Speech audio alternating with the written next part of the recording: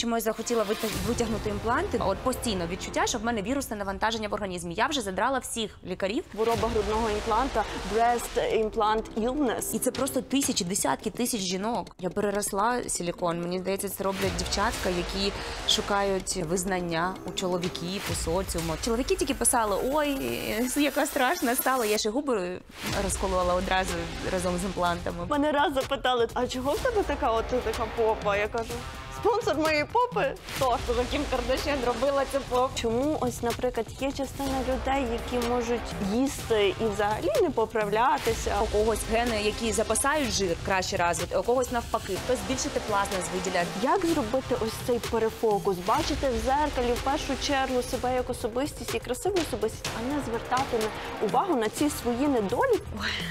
Дівчатки, мальчики, краще відійдіть від екранів.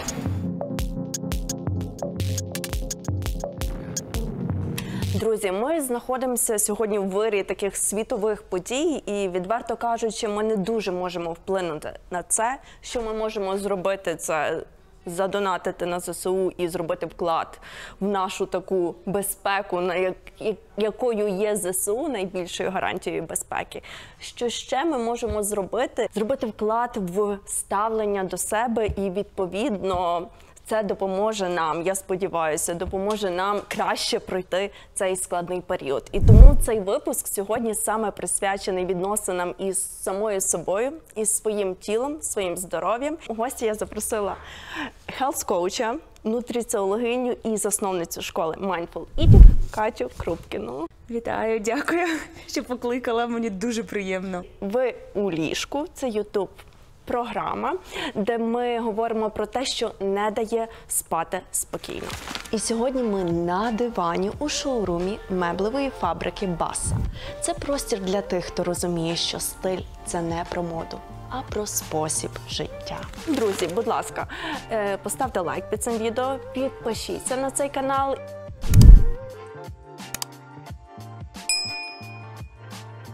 З твого відео хотіла почати в інстаграмі, яке прикувало просто мою увагу. Де ти береш ножиці, сантиметр, відрізаєш просто роки життя, які ми вже прожили, які ми витрачаємо на сон, і там залишається такий маленький відрізочок життя для самих себе.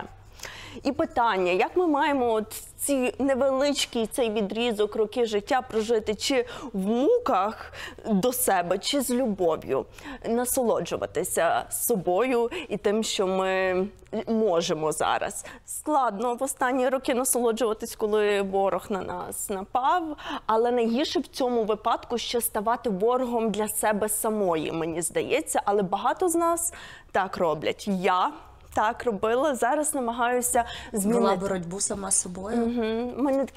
У мене таке відчуття, що все моє життя – це боротьба сама з собою. Ну хто, як не ти, може бути собі найліпшим другом. Так, от тому я так і формулюю, чи бути другом, чи бути ворогом – це наш вибір. Я знаю, що в тебе був такий період життя, де ти стала собі ворогом, а потім знову змогла стати другом і зараз допомагаєш це зробити іншим, полюбити себе, своє тіло. Тому я хочу от запитати тебе, як ти спершу стала цим ворогом, чому так відбулося, і як ти віднайшла цю дорогу назад? Ой, дівчатки, мальчики, краще відійдіть від екранів, якщо ви це дивитеся. Насправді, мені здається, от в це порочне коло, я назову його так, ми потрапляємо з декількох причин, ну, саме жінки, да? Це через те, що ми порівнюємо себе з іншими жінками, з якимись неймовірно гарними картинками з інтернету, і ми прагнемо відповідати цим стандартам. Друга частина – це чоловіки, які теж не дуже здорові на голову, вибачте, і які штовхають жінок і заганяють під ці стандарти. От, на жаль, так трапилося, що от з такого свого свідомого життя, з 18 років я була в таких стосунках, де чоловіки постійно прагнули щось мені проробити. Можливо, там груди більше, стегна менше, талія тонше, ще худіше. І оці коментарі, якби це робила одна людина, а в одних стосунках там 5 років, потім в наступних там 4 роки, і постійно оці коментарі про зовнішність, і в тебе, а вже ж закладається в голові те, що зі мною щось не так. От і той казав те саме, і цей каже те саме. Плюс з'являються соцмережі, да? Тоді це було ВКонтакті, не будемо про це, потім там з'являється Інстаграм, ти починаєш бачити це все, на це вестись, ти дорослішаєш, в тебе з'являються ще гроші плюс, і ти розумієш, ага, а я можу цим стандартам відповідати. І ти вступаєш у цю штуку, коли ти починаєш грати зі своїм здоров'ям заради краси. Коли здоров'я не так важливо, важливо те, як я виглядаю. І я довго на цьому шляху, я з 21 року, да, це перша моя пластика була, я зробила перші груди дуже давно, 12 років тому. Да, це було перше, а потім через півроку я знову переробила груди. Потім Ти переробляла груди? Да, я зробила більше. Я двічі, це був 1 рік, 2 операції, нормально. Дуже гралася. Потім це були філери, нарощене волосся, нарощені вії, це упахування в залі. Є адекватна кількість, да, фізичної активності, яка нам потрібна для здоров'я, я підкреслюю. Є неадекватно, коли в тебе 10 тренувань на тиждень, ти не відновлюєшся, іноді це 3 тренування на тиждень, при цьому я спала по 3 години. Я тоді по вихідним пила алкоголь, зараз я не п'ю 6 років взагалі. І харчування. Тоді я взагалі не знала нічого про їжу і що я могла з'їсти? Шоколадку могла з'їсти за день, все. При такому навантаженні я взагалі не знаю, як до 27 років я дожила ще худою і здоровою відносно. Але твій організм був дав збій. Ти була сильно поправилась, при тому, що ти кажеш, що ти практично нічого не їла і стільки займалася в спортзалі. Да, дав збій. Це була перша, в мене зник цикл, перша злетіла репродуктивна система, слухай, вона тримала стільки років. На такому харчуванні, на такому режимі, на такому ставленні до себе. Але вага ще не набиралася, я думаю, і нема. Це ж перший такий дзвіночок. Потім я почала набрякати, потім я почала набирати вагу, і я набрала дуже багато, більше, ніж 25 кілограмів. Це за короткий термін, це за 3 або 4 місяці, тобто це дуже швидкий набір ваги. Я просто не розуміла, що зі мною відбувається. Я була все життя 46, я така худа, мала була. Колись було 46. І такий, знаєш, ти такий, о Боже. І тут почалась моя історія з дієтами, з цим знущанням, коли ти ненавидиш своє відображення в дзеркалі, коли, як ти кажеш, ти собі ворог, і ти шукаєш всі можливі методи, як позбутися цього тіла. А тіло, як ти можеш позбутися в тому, в чому ти живеш? Це твоя оболонка, неможливо. І я довго це не могла прийняти. Я колола і ліполітики в тіло. Я робила дуже болючі масажі, я сиділа на дієтах, на всяких очищеннях, детоксах, спорту ще більше нічого не допомагало. Я дивуюся, що ти ще ліпосакцію не робила, враховуючи твою любов. Я хотіла. Єдине, чого я не пішла на ліпосакцію, це дуже серйозне втручання, це серйозна операція. Дівчата, ви повинні це розуміти. По-перше, дуже травматична. По-друге, ніхто не каже, що дуже багата кількість летальних випадків саме на ліпосакції. Це, мабуть, єдине, що мене зупиняло. Я не знаю, як я реально це не зробила, бо я була готова на той момент.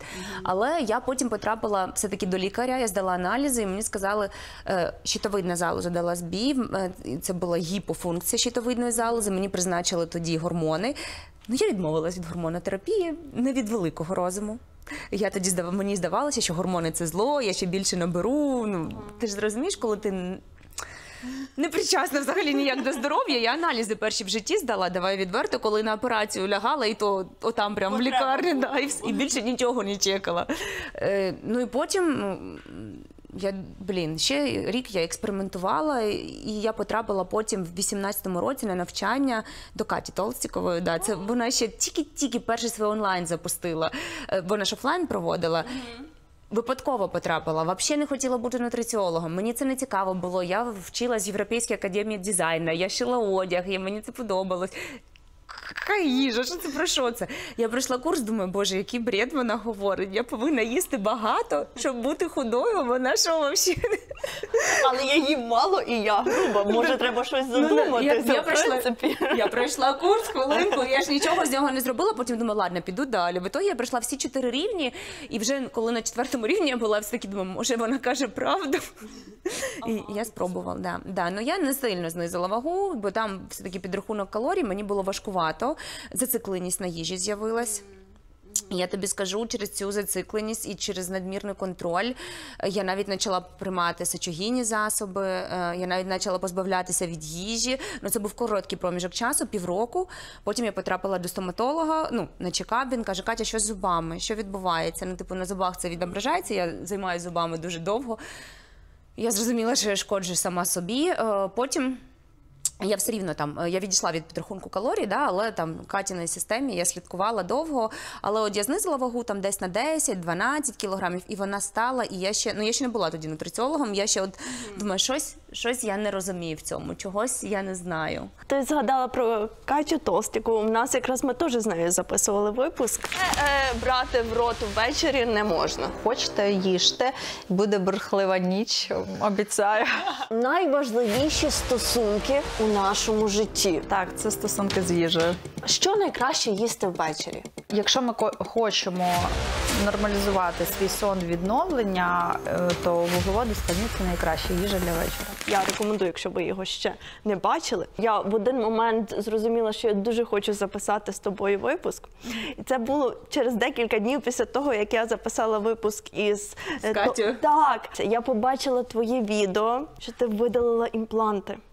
І я тобі серйозно кажу, і почала пропагувати цю натуральність. І я все своє життя ось так само пропагую натуральність і так само думала про імпланти. Все ж таки прийняла рішення це не робити. Що тебе найголовніше привело до того, що перше, як ти сказала, хотіла мати ідеальне тіло, а потім вирішила… Здорове. Так. Ну, ізначально, чому я захотіла витягнути імпланти, ну, по-перше, мені з ними, я не знаю, як назвати це відчуття, от не можу, підсвідомо стало некомфортно. От знаєш, я почала соромитися, ну прям я реально закритий одяг стала носити, до цього я моя прелість, розумієш? А тут ні. Потім мала, вона почала підростати, і ці коментарі: я виросту, я хочу груди, як у мами. Коли вона почала розмовляти, я така, в якийсь момент я відловила думку: це що, вона виросте, ну вона зрозуміє, що це все штучно, і для неї пластична хірургія буде нормою. Да. Вона не буде винятком, як вона має бути. Я про це дуже сильно замислилася, і тоді перший раз я там почала шукати хірурга, якось до одного сходила на консультацію, він там мені менші імпланти запропонував, я ніяк не відреагувала, а потім вже влітку 24-го року я вирішила серйозно підійти до цього питання. Я була у 15 лікарів на консультаціях, і перший, до кого я потрапила, був онколог-мамолог, і він каже: а які імпланти у вас стоять? Я кажу: алерган. І він мені: а ви знаєте, що алерган більш за всіх викликає крупноклітинну лімфому, це рак лімфатичної системи? Я кажу: не знаю. Ну, потім виявилося, що це всі імпланти можуть викликати, не тільки алерган, просто в алергані найбільше випадків було. Я така думаю: о май гад, воно що, може тригерити лімфатичну систему, може воно ще імунно тригерить? Я ніколи про це не думала. Я почала вивчати цю історію. Так, автоімунні захворювання, синдром грудних імплантів. Ой, я якраз хочу поговорити. Я FDA досі його не визнала. На сайті написано, що можливо він існує, більше 100 тисяч зареєстрованих випадків, але він, мабуть, існує. Серйозно? Вам мало? Але наші лікарі цього взагалі не знають, тому що я ходила так само. Я двічі записувалась, щоб ти розуміла, на операцію. Я вже серйозно? Знаю, двічі я вже мала вставляти імпланти. Але я ж теж, я така трішечки боягузка, якщо, скажемо так чесно. Я здаю кров і падаю в обморок. І тут я така: ну, імпланти вставлю собі. І почала я все це читати. Як я знайшла оцей, що ти кажеш, хвороба грудного імпланта, breast implant illness, я англійською, я навіть українською не знайшла це. Я почала читати англійською мовою, ходила до хірургів, казала їм про це. Вони кажуть: що ти собі видумуєш? Через те, що дуже велика індустрія, я думаю, не можуть визнати. Я обрала хірурга, який про це, ну, типу, он говорить: ну, да, таке існує, ну, це таке. Ну, він хоча б підтвердив це, по-перше. По-друге, він мені сказав, ну, він, по-перше, не відмовляв, він каже: ти точно вирішила, ти повинна розуміти, коли я заберу всю тканину, ну, не буде шкіри повертатися назад, я точно вирішила.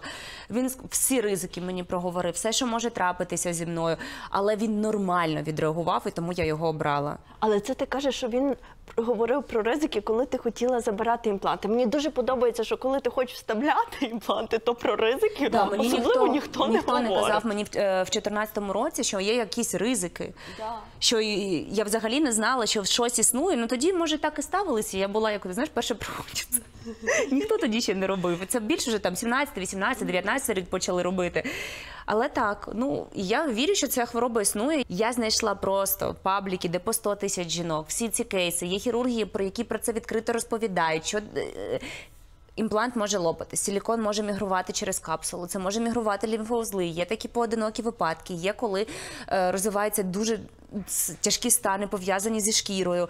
Я спілкувалася з цими жінками, я писала особисто, і, ну, там, я читала історії. І це просто тисячі, десятки тисяч жінок. В тому відчувають, змінюється формула крові змінюється, далі лейкоцентарна формула змінюється.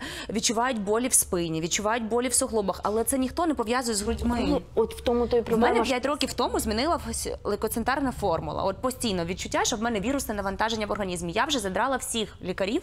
Я дуже така до здоров'я останні 5 років. Всі кажуть, ну, мабуть, це твоя особливість. В смислі це моя особливість? Я перездала аналізи спустя 3 місяці. Ні, це не моя особливість. Це питання до імплантів. Це питання було до імплантів. Ну от я коли приймала рішення, я коли зрозуміла всі ці ризики про аутоімунні захворювання і що твоя імунна система просто може не приймати цей імплант. Навіть сирома, яка з'являється, це вже не прийняття організмом твого імпланту. Я ходила з сиромою 5 років, але мені сказали, що це просто рідина і нічого в цьому поганого немає. Тобто я приходжу до лікаря, я хочу почути експертну думку, я хочу, щоб мені сказали і попередили. І про ризики, і про переваги умовно. Я розумію, коли там жінка дуже з великими грудьми, там з 10-м розміром, іде і каже, зробіть мені підтяжку, зменшить. В неї навантаження на спину менше, на суглоби, їй легше ходити. Можливо, тут виправдана операція. Ну, коли ти приходиш збільшувати груди, ну, я хочу почути про ризики. Так, дуже мало це говорять. Насправді лікарі і в інформаційному просторі цього дуже мало. Немає. Немає. І я тому дуже хотіла, щоб ми з тобою про це трішки поговорили, бо коли я гуглила, щоб знайти інформацію про це і послухати, то я цього не могла зробити. І я надіюся, друзі, ви глядачі, будете свідомо до цього підходити, бо ризиків насправді настільки багато, що можна, звісно, закрити очі, але потім побачити в аналізі крові, що у вас там трошечки не так показники. Імунітет, реагує через час, певний час реагує імунітет. Це правда. І це майже у всіх. Але в тебе, ти, в принципі, приходила до цього, що навіть коли хотіла видалити імпланти, не з показників медичних. Ні, взагалі. В мене все було добре, окрім цієї формули, але, лейкоцентарної, але вона мене просто бісила, і мені все казали, що це моя особливість, мабуть, якась, і я вже майже з цим змірилась, я тобі чесно скажу, але все рівно перездала після видалення імплантів перевірити, я не могла заспокоїтись. Да, я прийшла сама по собі, що воно мені не потрібно, мені здається, я переросла силікон. Мені здається, це роблять дівчатка, які шукають, не знаю, як це, визнання у чоловіків, у соціуму, тобто більш молоді. Я не знаю, в мене така асоціація, бо я згадую себе, з якими емоціями я робила ці груди, як мені важливо було. А зараз, маючи повний нуль, ти ж розумієш, що це атрофована залоза, це видалені тканини, це не такі груди, які були на початку, як я робила, але мені комфортно, в мене метр рубців на тілі. Це ж ось так, все розрізано. Ну а як по-іншому видалити? Капець.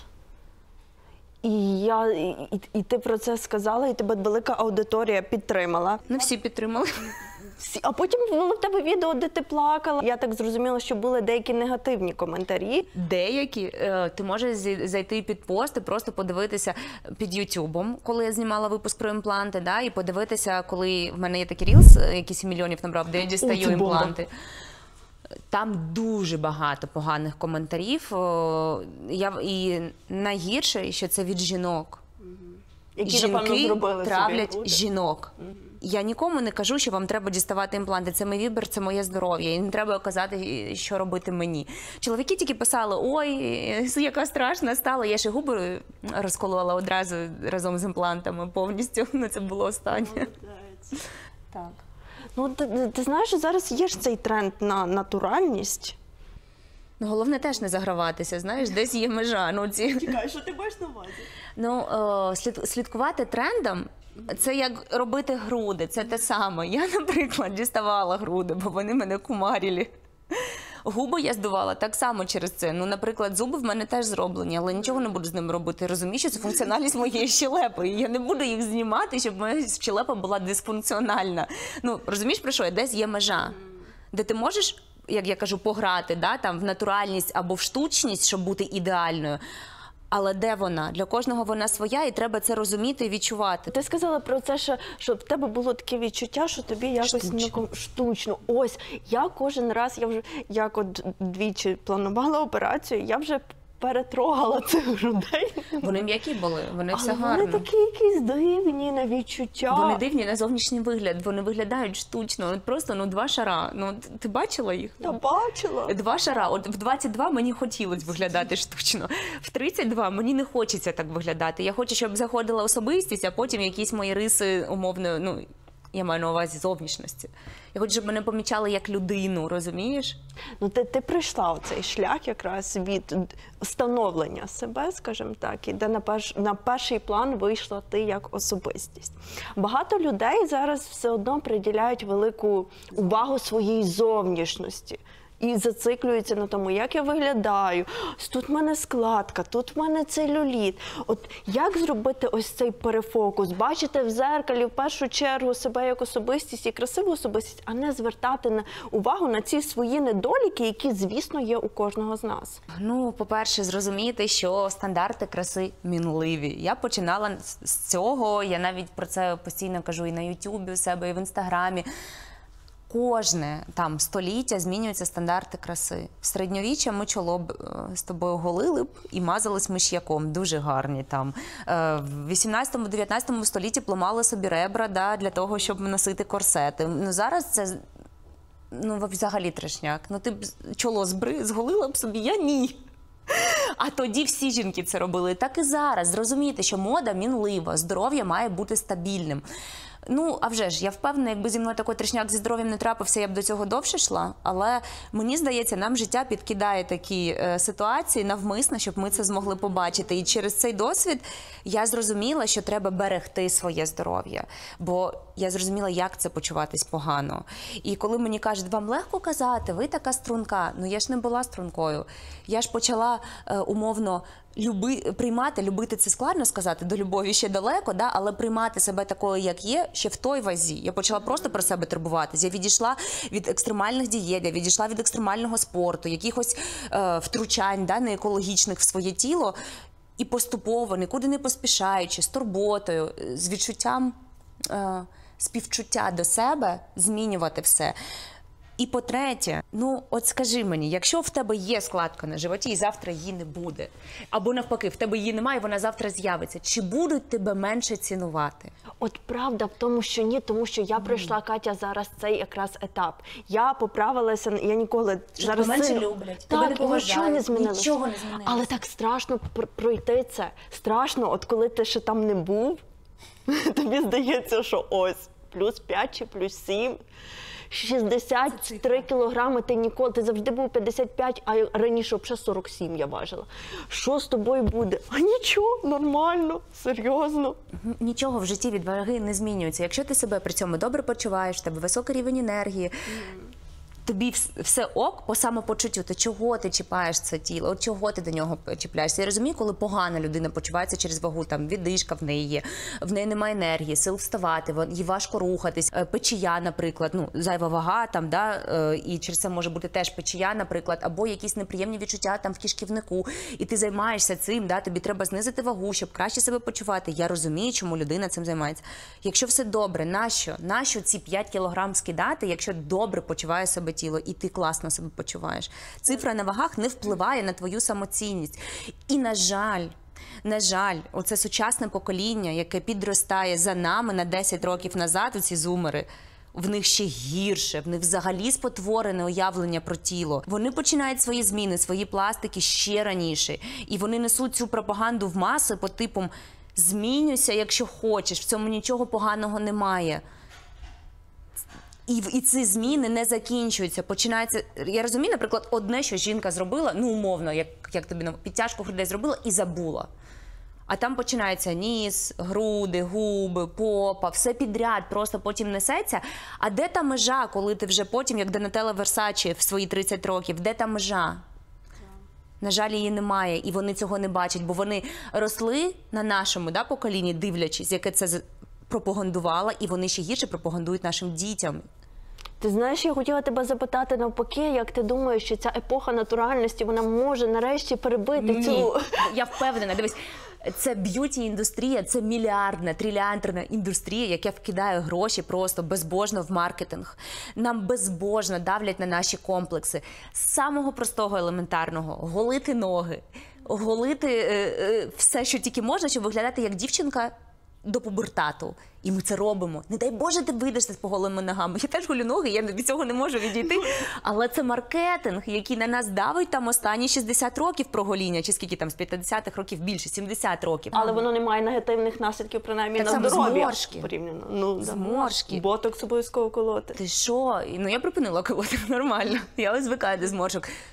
А чому ми так стали ставитись до зморшок? Тому що нам знову ж таки б'юті-індустрія пропагандує ідеальне обличчя, старіння.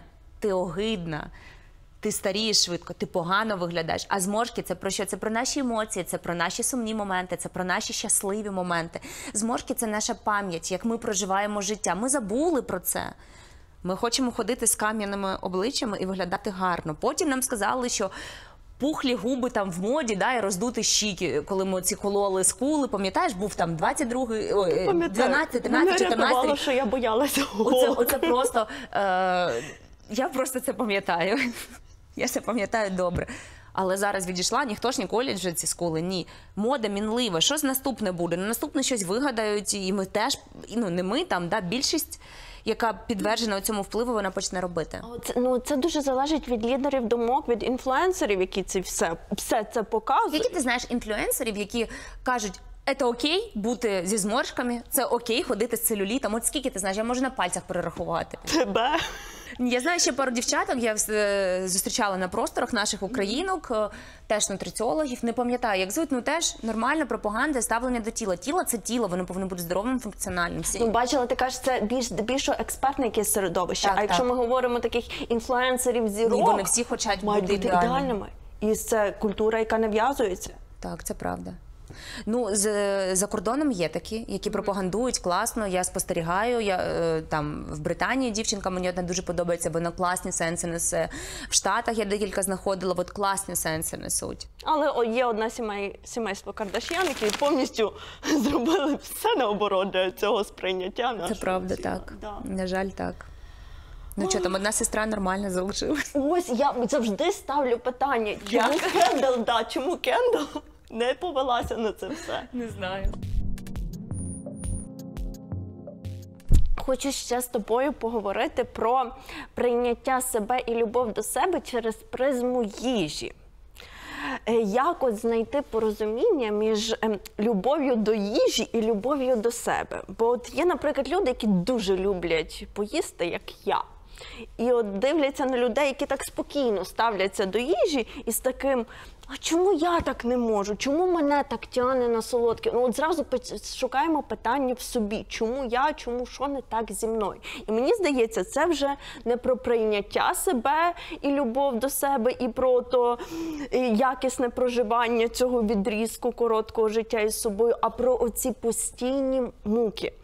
Тому я питання сформулюю так, як їсти і любити себе, а не ненавидіти.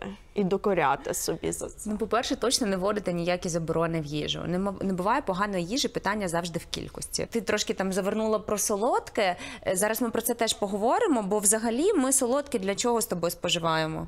Щоб трошечки задовольнити себе. Правильно. Є багато факторів, чому ми його хочемо. Не вистачає задоволення в житті. Це правда. Я стільки спостерігаю за своїми клієнтками, які просто закохуються, їм солодке стає непотрібно. От вона живе, закохалась, все. Потреба відпала, і при цьому нічого, фактори не змінювалися. Я спостерігаю за своїми клієнтками, які погано сплять вночі. Да, і це компенсується, і це пов'язане з нашою фізіологією, гормональною системою. Таке може бути, коли ми не доїдаємо і дуже сильно себе обмежимо, ми будемо хотіти солодке. Коли ми стресуємо, ми будемо хотіти солодке. І тут питання просто в тому, що є багато чинників, чому нас тягне на солодке. Так склалося природою, що ми хочемо через їжу стимулювати дофамінові рецептори. І це нормально. Головне питання, я ж тобі кажу, в кількості. Так, де та от кількість, я якраз хочу з тобою поговорити. Декілька шматочків. Декілька шматочків. Бо от, наприклад, знаєш, є люди, які можуть з'їсти чуть-чуть, і вони вже ситі. А є я, яка може з'їсти цілу піцу. Ну, мені нормально, але от мої, наприклад... швидко їш? Їсиш? Ні, я повільно. Я повільно, тому що... І не переїдаєш? Поясню, чому повільно. Тому що я, дійсності, їжа для мене це насолода, тому я що, дурна собі його скорочувати? Я собі його, звісно, розтягую. Але все одно я по моїй ємкості, не знаю, мого організму і потужностях, я можу з'їсти цілу піцу. І не відчути переїдання? Ну, десь через годину-дві я відчуваю, ого-го, але якщо я там їм, наприклад, і це триває 30 хвилин, і я за 30 хвилин не відчуваю, що переїдання, мені в той момент нормально. А це забагато, так? Бо ти ставиш такі питання, що я розумію, що це забагато. Ну, в залежності від того, яка піца. Піца є кілограмова, вибач. Стандартна, така стандартна. Яка не влізе точно Невелика. в нас з тобою точно. Стандартна на тонкому тісті. Ти знаєш, що з піцею теж все окей, але якщо ти хочеш прям добалансувати її, що треба зробити? Салат. Все, почни з салату і їж далі піцу. Вона просто більше не влізе. Я маю на увазі, не влізе ціла. Влізе половина, бо, по-перше, в тебе буде збалансована страва, нам потрібна, да, там овочі, клітковина, вітаміни якісь, да? І, по-друге, вони наповнять шлунок, це допоможе. І ти відчуєш насичення, і от його теж довго хватить, але ти не переїсиш, і ти не відчуєш це відчуття важкості, яке в тебе прийде через годину. Так, от воно таки приходить. Тобто одна піца – це таки забагато. Там. Я таки не... Я ж не знаю, який в тебе рівень енергії, який ти використовуєш протягом дня. Ти можеш бути суперактивна, ти можеш займатися спортом, ти можеш бути ось така, як я, да, махаєш руками, ти дуже багато там, наприклад, виділяєш тепла, і вже ж для тебе з'їсти піцу буде окей, і твій організм її використає на енергію. А у когось організм це не використає на енергії, і це піде в жир. Якщо ми візьмемо двох людей з однаковою вагою, з однаковим зрістом, вони все рівно різні. Ну, мікробіота різна, геном різний, все різне. У когось гени, які запасають жир, краще розвити, а у когось навпаки. Вони по-різному будуть засвоювати та використовувати їжу. Тому ми не можемо сказати, от тільки стільки треба їсти, від людини до людини. І тому я проти якихось чітких підрахунків, знаєш, там в їжі. Ми спостерігаємо за своїм голодом, їмо по голоду, зупиняємо за комфортним насиченням, наше тіло знає, скільки йому треба з'їсти. Ну дивись, важкість після їжі – це не окей. Стосовно треба відслідковувати. Якщо я з'їм на шматок менше, з'являється важкість? Не з'являється. Значить, ціла піца без одного шматка для мого організму окей. От ти кажеш, що організм, він, в принципі, відчуває, де ото насичення. Так. Це, я так розумію, це оця концепція інтуїтивного харчування, правильно? Ну так, це ж гормони ще працюють. Ми всі забуваємо про нашу ендокринну систему. Щоб ти відчула голод, в тебе буде вироблятися грелін, да, піде сигнал в мозок, що шлунок пустий, нам треба поїсти, в нас там низький рівень енергії, там цукор закінчується. Що робити? Їсти. Ти, коли їсиш, жирова тканина регулює наш енергетичний обмін. Вона розуміє, що достатньо з'їли, виділяється гормон лептин, каже нашому мозку: стоп, досить їсти, ми ситі, шлунок вже достатньо заповнений, ми можемо зупинитися. Так, це називають інтуїтивним харчуванням, воно ж підкріплено нашим тілом, нашою гормональною системою. Наше тіло ідеально зроблено, розумієш? Але чого деколи не вдається? Я, мені здається, прихильниця інтуїтивного харчування, але я кожен раз, мені здається, ну не кожен раз, часто моє інтуїтивне харчування закінчується переїданням все одно.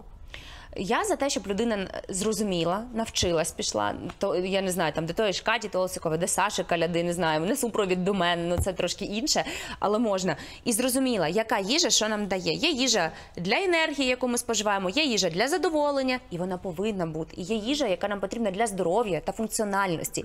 І все це бажано поєднувати в одній тарілці. І якщо ми це поєднуємо, ми класно себе почуваємо, і тоді інтуїтивне харчування працює. А вже ж, якщо я буду їсти одні булочки, про яке здоров'я і функціональність тіла буде мова. Да, я отримую енергію, да, я отримую задоволення, але я не отримую інші важливі речовини, да, оці фактори з їжі, які потрібні для мого тіла. І а вже ж в мене не так буде працювати гормональна система, а вже ж голод буде з'являтися частіше, я буду переїдати, є механізми, да, там, з їжі, які запускають нам все це. Але якщо є плюс-мінус баланс, я дозволяю собі всю їжу їсти, яка мені подобається, але при цьому я балансую, я ж кажу, піцу з салатом, там, пельмені з тим же салатом, я теж балансую, все добре в мене. Я не виключаю улюблені продукти, але при цьому моє тіло отримує поживні речовини. От мені дуже подобається цей твій підхід, що ти кажеш, що можна все. Можна і піцу, можна і солодощі. От я не люблю демонізацію їжі. Знаєш, коли там кажуть, соки – це погано, це рідкий цукор, там білий хліб – це погано, це швидкі вуглеводи. Я не знаю, я що збираюсь з'їсти кілограм хліба зараз, я з'їдаю 1 шматочок на тиждень. Що воно мені зробить? На Зато тиждень? я, білий хліб так, я не дуже його люблю. Я дуже люблю чорний хліб, знаєш, там бородінський з маслом. О, я теж, да. З маслом, боже, хліб з маслом. Ще це, мені здається, що солька і сирочок. А в мене був такий період, коли я собі в цьому так відмовляла, бо мені здавалося, що, боже, якщо... В мене була, знаєш, яка логіка. Я дуже люблю солодке, їм його практично кожного дня. Ну, напевно, і щось мучне, я краще відмовлюся від хліба і так трішечки компенсую. Розумієш, що така була логіка. Я розумію, що це не здорова логіка, але я собі настільки отак відмовляла в хлібі, відмовляла там в макаронах і в чому. Тебе ще, я чую, є така надважливість на рахунок їжі. Я коли відпустила ідею, що їжа має бути ідеальною, я можу, Каріна не дасть соврати, просто пообідати там, не знаю, чизкейком, і я не буду відчувати себе винною. Так, я роблю це дійсно раз там на 3 місяці. Але є люди, які з'їдять на голодний шлунок це солодке, ну так краще не робити, це правда. Але вони потім відчувають провину. Через провину піднімається рівень стресу, вони там всередині нервують, потім в них знову різкий голод, вони потім можуть переїсти. І це все запускає такий пусковий механізм, а я з'їла і забула. Я навіть його не доїла, я наїлася, залишила і пішла собі далі жити життя. Але в більшості випадків я їм збалансована. Я їм каші, я їм білок, я їм овочі, все в мене окей. Але є випадки, коли я цього не хочу. І я нормально себе при цьому почуваю. Ну, я до цього довго йшла. А ти зараз проживаєш в іншій країні більшість часу? Останні півроку я більшість проживаю в Україні. І за останні півроку я 4 місяці вже тут. Я була там 1 місяць в грудні. Я була і так, я тут виходить з січня місяця, січень, лютий, березень, довго тут. Ти плануєш повертатись повністю? Чому? Я розлучаюсь з чоловіком, тому так, я думаю над тим, щоб повертатись в Україну. Ти розлучаєшся з чоловіком? Так. Я тільки подумала завжди, що у вас такі стосунки гарні. Ти вже, боже, ти розумієш, що ти нутриціологиня, Катерина Толстікова нутриціологиня. Я не розумію, чому такі красиві жінки, просто в мене зараз якісь, знаєш, таке дежавю, як я сиджу і записую інтерв'ю. Красиві жінки, самодостатні, які от в дійсності вже звертають увагу на важливе, це на себе як людину і особистість, а не якусь форму. І з чоловіками оце так, як і у мене.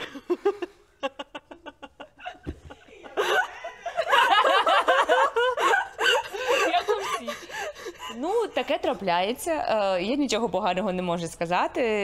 Чоловік зробив дуже великий вклад в моє становлення як особистості, і в прийняття себе. Він показав мені, що я цінна, тому що я є, а не тому, що я красива, тому що в мене є груди, тому що в мене гарна фігура, що я особистість, перш за все, яка має право, щоб її любили, приймали і так далі, такою, якою вона є. Він допоміг мені з цим, я йому дуже за це вдячна, бо я тільки приходила, свій етап становлення, він зробив дуже величезний вклад. По-перше, ми зійшлись, коли я важила багато, я схудла, оце моє становлення під час наших стосунків, він не помітив нічого. Що була більше на 15 кг, що менше, я кажу, ти що приколюєшся?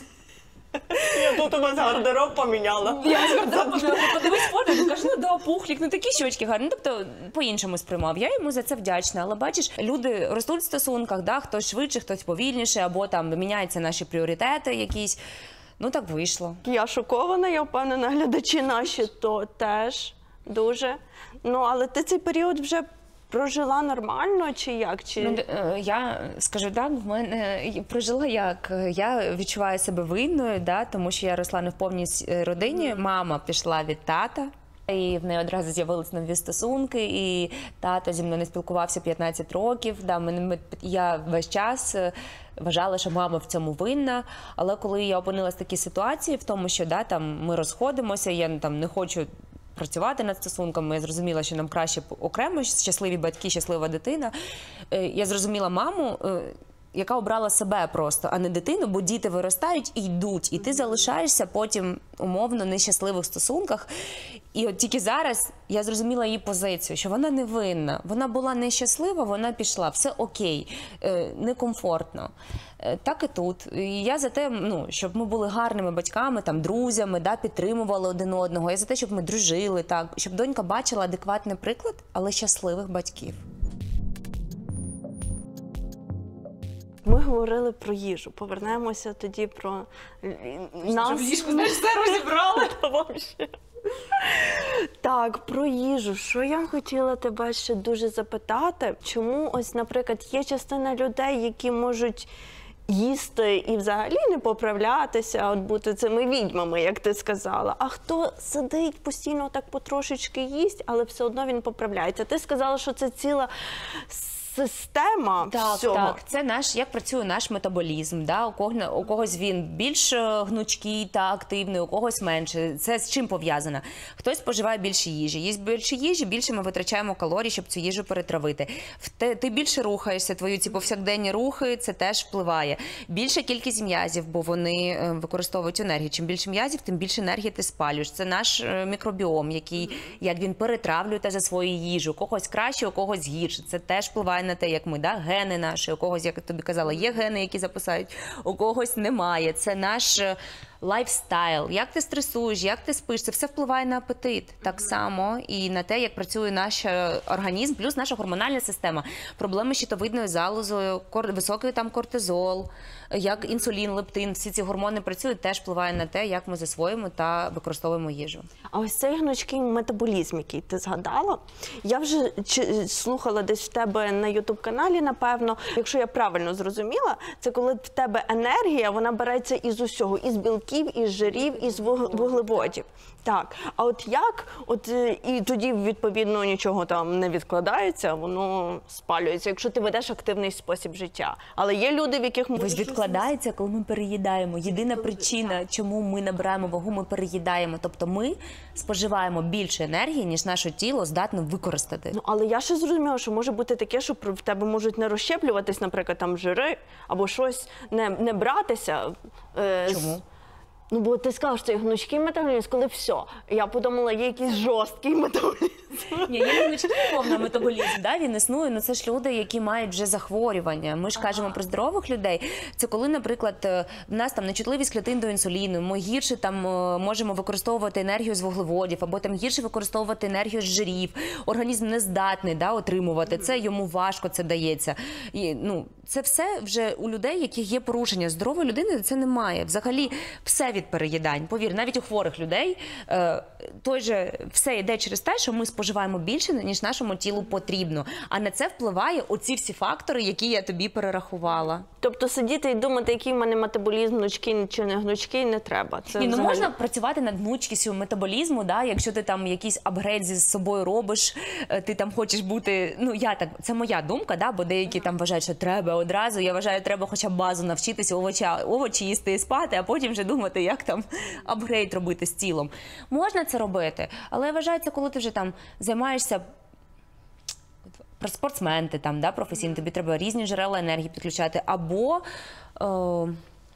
коли я там навчалась у Саші Коляди, він розповідав нам, що, наприклад, щоб поліпшити стан при деяких захворюваннях, але це вже такі, я б не сказала, що це поодинокі випадки, це випадки індивідуальні, назвемо це так. Окей, тобто, в принципі, середньостатистичній людині не треба з цим працювати. Просто не навчіться їсти збалансовано. Все, крапка. Знаєш, це так просто. От правда, оці макарошки, котлетка і салатик, це те, що нас там годували, це воно і є. Ні, то це класно, що не можна їсти макарони. От я просто любителька макаронів. Що з ними не так, я завжди питала. А я думала, що якщо багато їсти макаронів, то все, то попа буде така, як Кім Кардаш'ян. Слухай, Кім Кардаш'ян робила цю попу, а ти кажеш макарони, скільки там грошей в цій попі. Мене раз запитали теж, а чого в тебе така попа? Я кажу, спонсор моєї попи – торт. Так слухай, люди хочуть таку попу, а ти така, о Боже, яка попа. Тобто, розумієш? Так, це все про сприйняття себе. Ти можеш зациклюватись на якійсь частині свого тіла. Вау. Так. Так що, друзі, знову ж таки, просто приймаємо, любимо себе. Як то beauty is in the eye of beholder. Краса в оці того власника. Так. Тому, да. Все наша призма нашого сприйняття. Про любов до солодкого ми казали, що ще трошки поговоримо. Ти його настільки любиш, що в тебе в інстаграмі навіть аватарка з таким круасаном. Я люблю круасани. Я люблю круасани, ну так, це правда. Але такого розміру круасан, я розумію, їсти не можна. Це про кількість, про яку ми говорили, не про переїдати. Скільки, от, наприклад, в день можна з'їсти солодкого? Давай будемо міряти в тих же круасанах. В тих же круасанах? Ну, не знаю, круасан. Один. Ай, два. Ну, я не знаю. Можна два, будь ласка. Я їм збалансовано, дивись, там сніданок, обід, да, вечеря. Ну, от я поїла, наїлась. Ну, нащо я буду пхати ще зверху тим круасаном, якщо я вже сита? Тобто в мене нема такого. Зі мною просто важко в тому плані, що я в їжі, ну, а вже ж в мене є якісь елементи задоволення, але я настільки намагаюся знайти задоволення в іншому, що в мене цей фокус взагалі змістився. От, і це дуже важливо, щоб кожна жінка розуміла, що в їжі має бути задоволення, але шукайте його ще десь. І це важливо, коли життя, воно наповнено яскравими барвами, ну, потреба в цьому солодкому, ну, вона зменшується. Я не кажу, що треба його виключати. Воно має бути, воно має стимулювати ваші рецептори задоволення. Але в помірній кількості. Ну, для задоволення, ну, 4 шматочки, я всім кажу, достатньо, щоб достатньо. Торта? 4 шматочки торта можна? Можна, з'їла, кайфанула, ну, хоч після кожного прийому їжі їж по 4 кусочки торта. Раз, два, три, 4. Смачно, смачно, все. 4 шматочки, це ти маєш на увазі, типу, ложечки? Раз споживала, да. Не страждай. Ну хочеш, ну їж більше. Ну ти ж повинна, не порівнюй нас з собою. Дивись, ми ж по-різному з тобою живемо життя, по-різному спимо, да? Там по-різному рухаємося. Мені достатньо стільки, комусь більше, комусь взагалі не потрібно.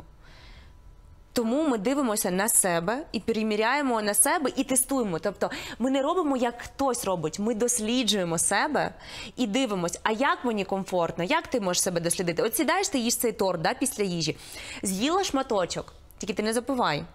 Якщо ти запиваєш після кожного шматочку, твій рецептор правильно не заб'ється і ти зможеш з'їсти більше. Це ключова історія. Чаю не можна. Ага, звісно, ти ж солодкий смак змиваєш з рецепторів.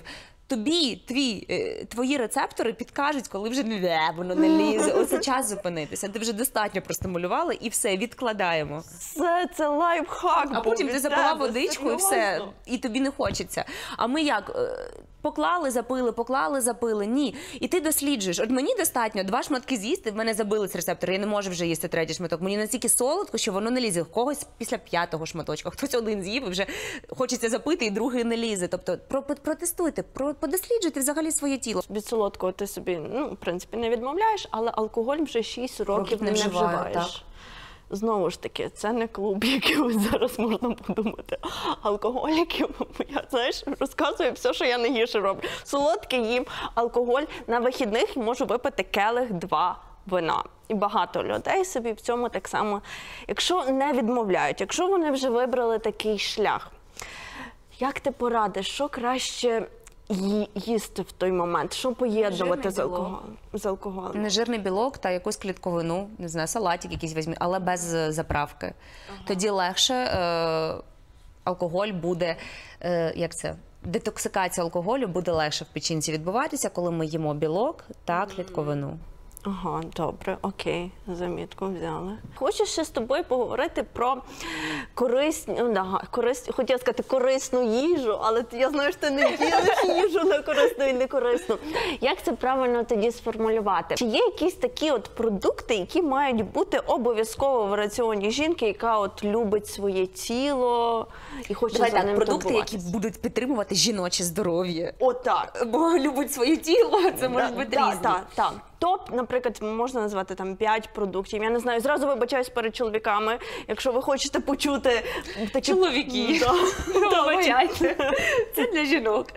Ну точно це повинні бути омега-3, поліненасичені жирні кислоти, да? Це наша шкіра, волосся, там, це наша протизапальна дія. Це може, ну, я не можу один продукт виділити, я можу групами казати. Да? Наприклад, це там жирна риба, там, морська капуста. Будь ласка, в раціон додаємо декілька разів в тиждень. Це обов'язково.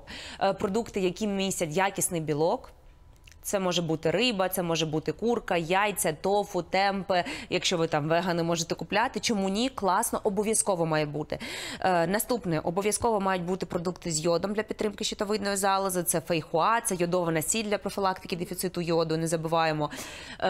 Це можуть бути різні морепродукти. Далі це, а вже ж, різні ягоди, тому що це антиоксиданти, додавайте в раціон після сніданку, ідеально ж смакують, можете з ягід смузі робити. Це теж буде круто, гарно, смачно. Ну і тут би я ще відокремила бобові, тому що вони не тільки рослинний білок мають, вони ще мають в складі фолати. Це вітамін В9, він дуже важливий для нашого фолатного циклу, для нашої репродуктивної системи. І якби я обов'язково додавала, то вже вийшло 5, до мене є ще 6 продуктів з залізом, і вони повинні бути в раціоні. Ну, вибачте, ну це от прям топ-6, давай так зробимо. Добре. Це продукти з залізом, це якісь там, знову ж таки, бобові, якась зелень, це м'ясо хоча б один раз в тиждень їсти, якщо ви їсте м'ясо. Боже, щоб не було дискримінації для чоловіків, якщо вони хочуть, пишіть в коментарях, і ви отримаєте відповідь, що вам треба їсти. Ці продукти, вони всі багаті на певні якісь групи вітамінів і поживних речовинів. А ось я чула таке, що є от пуста їжа, яка не містить корисних речовин. За теорією моєї мами, зимою це, наприклад, помідори, огірки, всякі, полуниця. Це неправда. Це неправда. Мама, це неправда. Це неправда. Немає пуста їжа – це їжа, яка не містить поживних речовин. Це ультраперероблені продукти, полуфабрикати, ковбаси, цукерки, не знаю, там нічого немає. Це їжа для задоволення, ми це повинні розуміти. Як можна овочі, які містять вітаміни, там, фітонутрієнти, антиоксиданти, назвати пустою їжею? Да, це теплічні овочі. Але дослідження кажуть, що в них не менше вітамінів, да, вони не мають смаку. Чому? Тому що їх зривають зеленими для транспортування, тому що смак в нас з'являється, коли цей овоч пошкоджується в реальних умовах, тоді, коли він себе відновлює, з'являється смак. Ці в ідеальних умовах зростають. Плюс треба розуміти, що сорта інші, да, тому що вони зростають в теплицях. Є багато чинників, чому вони такі скляні і несмачні. Але вони при цьому містять і вітаміни, і мінерали так містять, і все, що нам потрібно. Тому їжте овочі, не треба боятися, а вже ж сезонні краще, тому що їх довго не транспортували, їх, скоріш за все, зеленими не зірвали.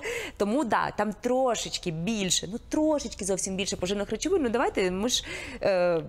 не вишітимо мілі долі, ми їмо просто різноманітно і все. Ці вітаміни в продуктах. Ось, хотіла тебе запитати так само, бо я читала, що, от, наприклад, краще все ж таки все споживати, всі вітаміни із їжі, а оці всі добавки, це не дуже засвоюється. З іншого боку, в нас є теж такий тренд, і часто люди от пропивають якісь комплекси вітамінів. То чи варто оце пропивати, чи все ж таки вітаміни суто варто брати із продуктів? Я вважаю, що це повинно бути через скарги. Я відчуваю втому, я не знаю. Я відчуваю мозковий туман, апатію, слабкість, ясно в мене кровоточать, нігті ламаються, щось в мене зі шкірою, сухість. Я приходжу до терапевта, я називаю йому симптоми, він призначає мені аналізи, або я роблю базовий чекап там раз на рік або на півроку, в мене знаходять дефіцити.